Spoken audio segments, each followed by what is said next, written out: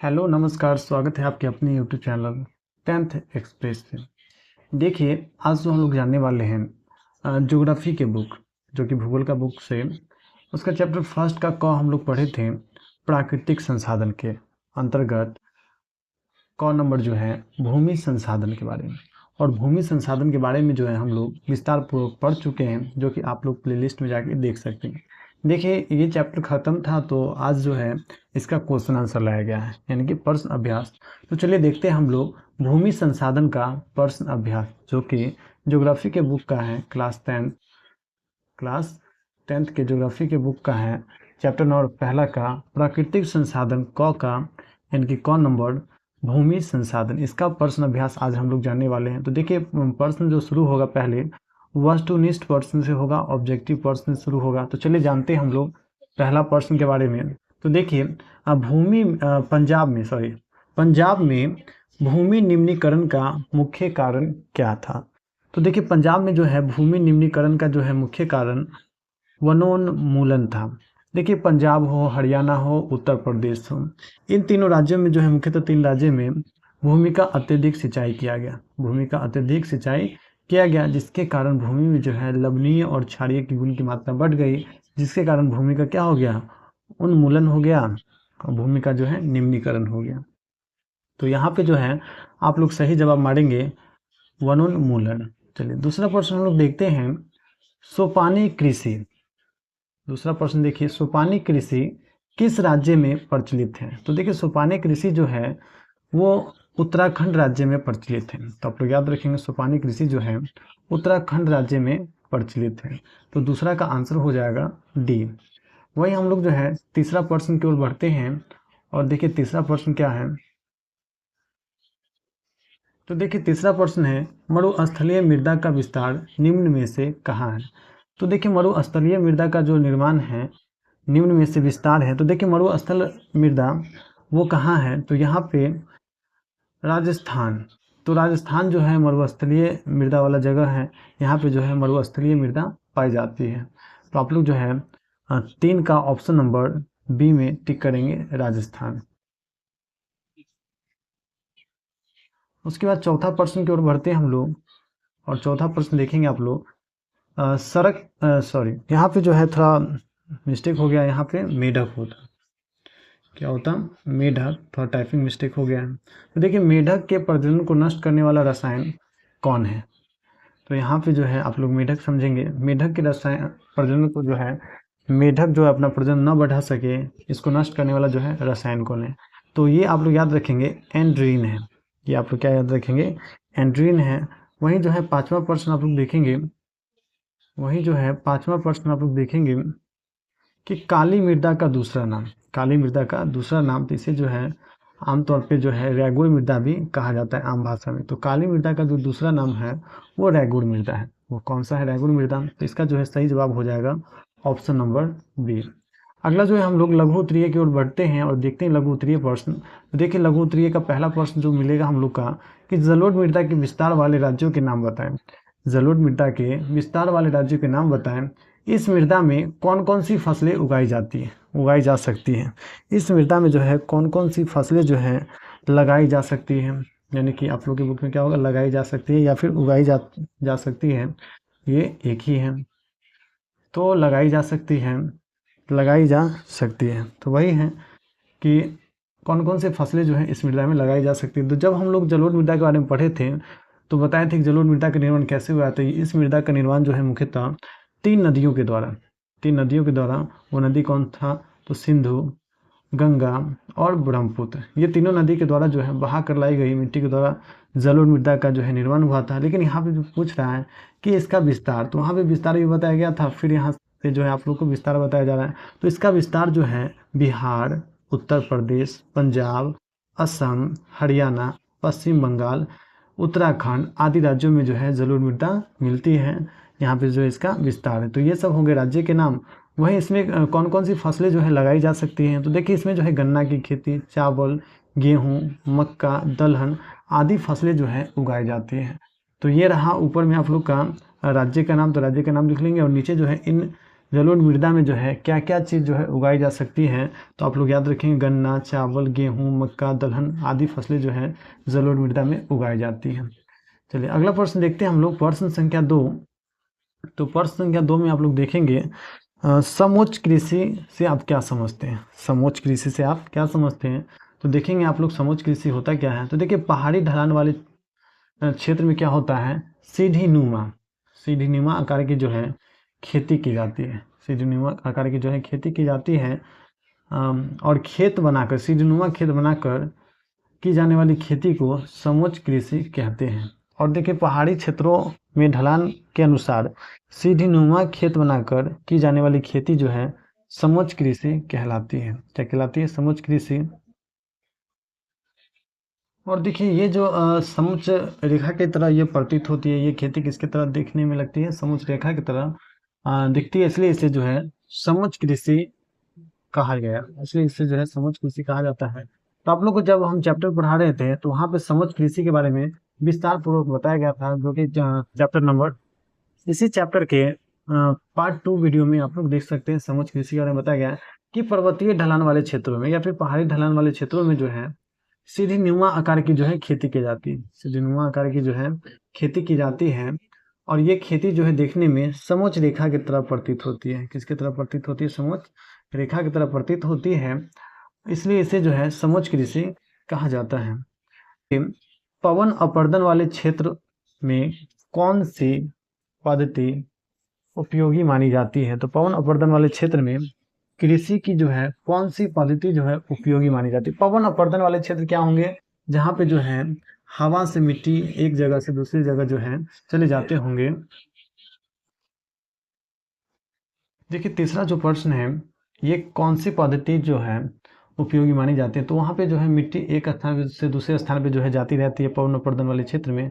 तो यहाँ पे जो है कौन सी खेती जो है उपयोगी मानी जाती है, तो चलिए इसका उत्तर हम लोग देंगे कि पवन अपर्दन यानी कि हवा से जहाँ पे मिट्टी का कटाव होता है वाले क्षेत्रों में पट्टी कृषि आधारित है, सबसे उपयोगी मानी जाती है। पट्टिका कृषि इसको बोलते हैं, क्या बोलते हैं, पट्टिका कृषि, ये जो है सबसे उपयोगी है और पवन अपर्दन वाले क्षेत्र में यह खेती की जाती है। देखिए इसमें क्या होता है, इसमें खेतों के को घास या झाड़ियों की पट्टियों में बांध दिया जाता है।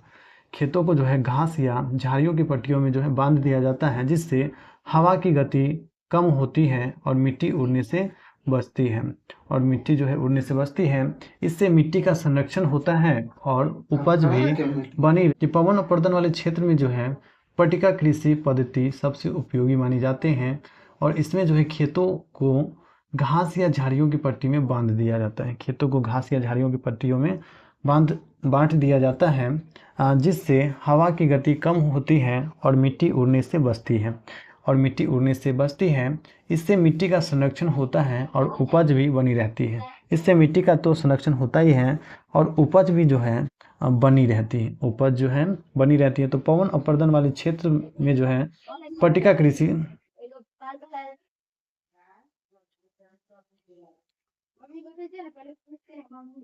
चलिए अगला जो पॉइंट है, अगला जो क्वेश्चन है, क्वेश्चन नंबर 4, भारत के किन भागों में नदी डेल्टा का विकास हुआ है।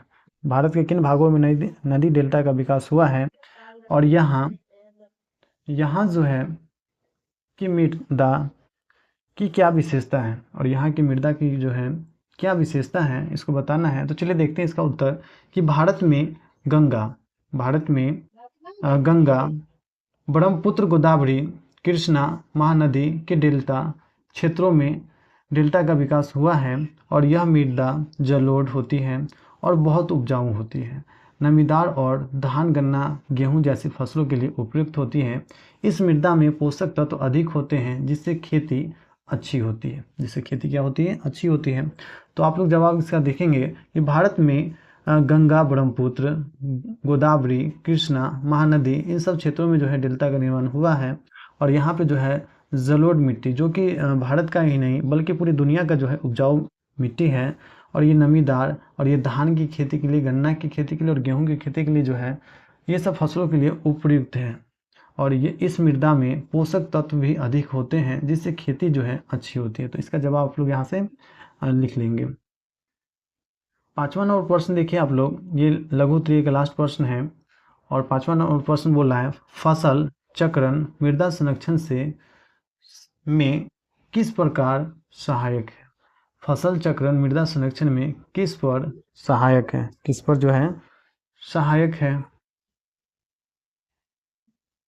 तो फसल चक्रण मृदा संरक्षण में किस पर सहायक है, किस पर सहायक है, ये बताना है आप लोगों को कि फसल चक्रण मृदा संरक्षण में किस पर सहायक है। तो देखिए इसका उत्तर हो जाएगा फसल चक्रण मृदा की उर्वरता बनाए रखने, पोषक तत्वों के संरक्षण, कीट रोग नियंत्रण और मिट्टी के कटाव को रोकने में सहायक है। इससे मिट्टी की गुणवत्ता बनी रहती है और उत्पादन बढ़ता है। और उत्पादन क्या होता है, बढ़ता है।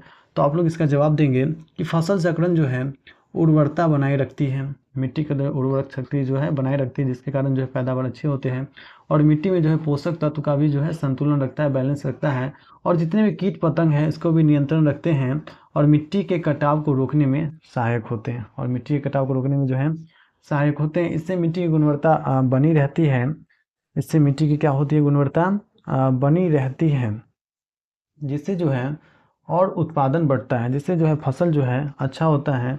इसमें क्या होता है, दो फसलों के बीच जो है एक दलहनी पौधा लगा देंगे जो कि फसल चक्रण का काम करेगा और इससे उर्वरता शक्ति, पोषक तत्व, कीट पतंग पर नियंत्रण, मिट्टी का कटाव, ये सब जो है सब बना रहेगा।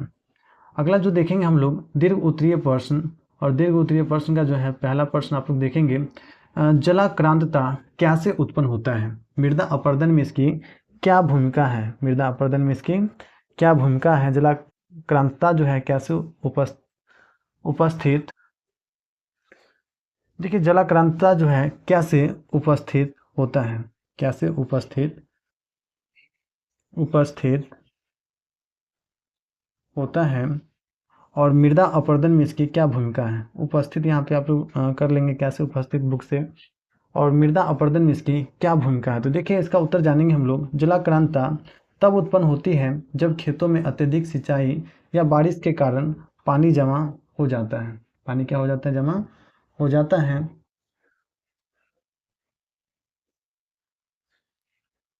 पानी जमा हो जाता है और मिट्टी में जल निकासी नहीं हो पाता है, और मिट्टी में जो है जल निकासी नहीं हो पाता है, जिससे मिट्टी में लवण और क्षारीय बढ़ जाती है, जिससे पौधे की वृद्धि रुक जाती है और मिट्टी की उर्वरता शक्ति जो है खत्म हो जाती है, घट जाती है।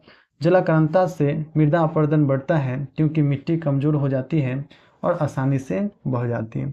देखिए जलाक्रांतता में क्या हुआ, अत्यधिक सिंचाई के कारण हो या अत्यधिक बारिश के कारण हो, खेत में जो है जल रुक गए हों, जिससे जो है भूमि में लवण और क्षार की मात्रा जो है बढ़ जाती है और मिट्टी की उर्वरता शक्ति जो है समाप्त हो जाती है, और ये मिट्टी क्या हो जाती है, कमज़ोर भी हो जाती है, जिसके कारण जो है आसानी से बह जाती है, जिसे क्या बोलते हैं, जलाक्रांतता। तो ये जलाक्रांतता कैसे उपस्थित हो जाते हैं, तो अत्यधिक सिंचाई और बारिश के पानी जब जमा हो जाता है तो मिट्टी से निकासी उसका नहीं हो पाता है, तो ये जो है परिस्थिति उत्पन्न हो जाती है।